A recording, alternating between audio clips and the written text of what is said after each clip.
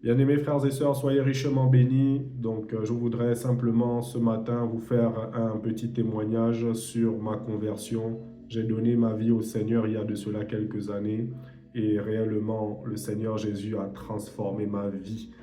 Je peux l'affirmer, je peux le certifier. Il y a de cela quelques années, j'ai traversé un moment difficile et dans ce moment, je cherchais la paix intérieure. Et malgré que je pouvais faire tout ce que je voulais, entre guillemets, je n'avais pas la paix. Mais c'est le Seigneur lui-même qui a permis que je me retrouve dans ce moment où mon cœur avait besoin réellement de le connaître. Et un jour, j'ai rencontré le Seigneur. J'étais chez moi et le Seigneur s'est adressé à moi par une personne, par un proche, et il m'a dit que le temps était venu de revenir à la maison.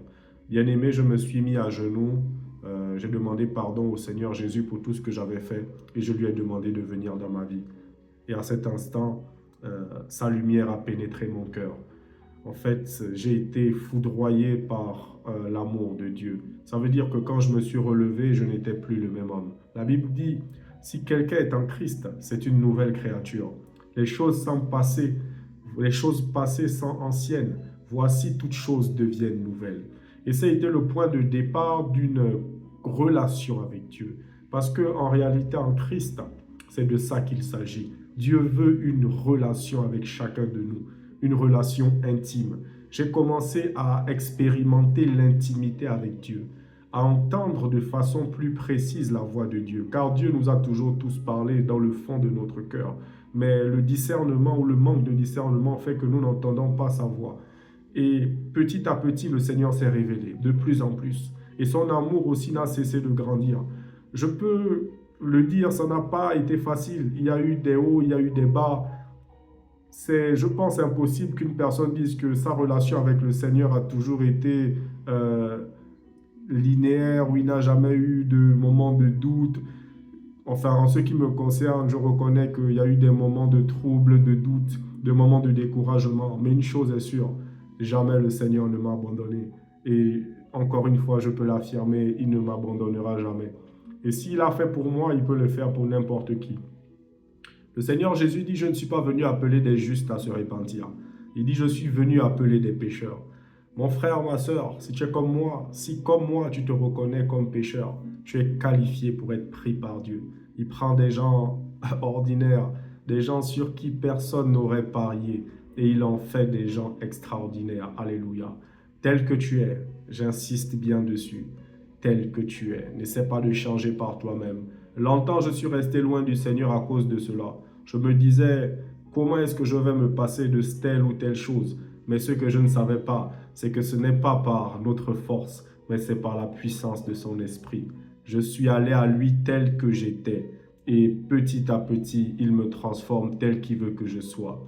Et il en fera autant avec toi. Ne crains pas. Viens avec tous tes doutes, avec tous tes vices, avec tous tes péchés. Viens tel que tu es. Il dit, venez à moi, vous tous qui êtes fatigués et chargés, et je vous donnerai le repos pour vos âmes.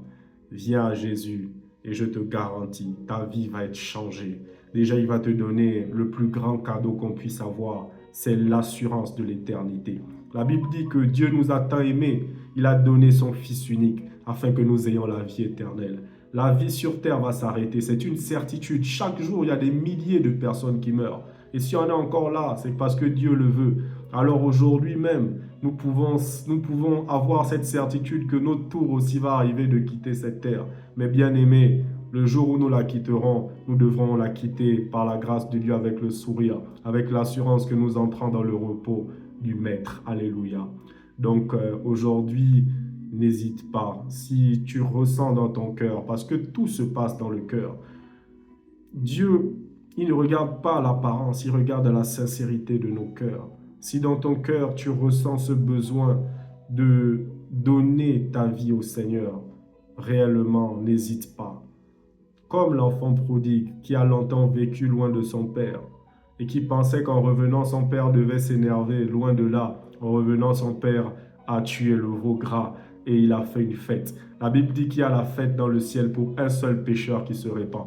Il y aura la fête dans le ciel pour toi, mon frère, ma sœur, parce que Jésus a payé le prix de ton salut. Non seulement Dieu nous donne le salut éternel, mais plus que ça, il nous donne la paix intérieure. Il nous donne l'assurance que dans tout ce qu'on entreprendra, il est avec nous. Il dit, voici, je suis avec vous jusqu'à la fin. Et Dieu a encore fait tellement de choses extraordinaires. Il serait tellement difficile de définir tout ce qui change quand votre vie est en Christ.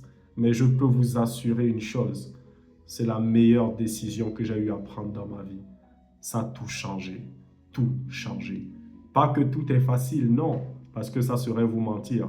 Mais même quand c'est difficile, l'amour, la miséricorde, la paix, la force de Dieu vous accompagne et vous donne la capacité de vous relever de n'importe quel défi qui va se dresser devant vous.